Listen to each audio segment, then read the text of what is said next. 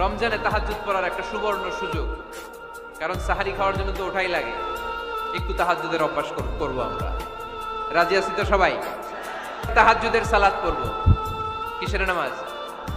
হুজুর ফজরই পড়তে পারি না।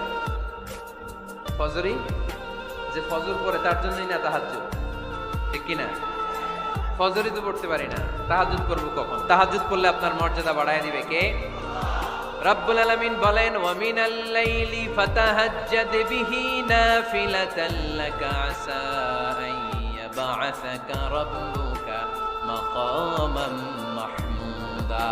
তাহাজ্জুদের নামাজ যারা পড়বে তাদের মর্যাদা বাড়িয়ে দেয় কে? কারণ ওই মুহূর্তে আল্লাহ প্রথম আকাশে নেমে আসেন আর ডাকে, আলা মিন মুস্তাগফিরিন আগফির আলা, কার ক্ষমা দরকার ক্ষমা চা, ক্ষমা করে দেব।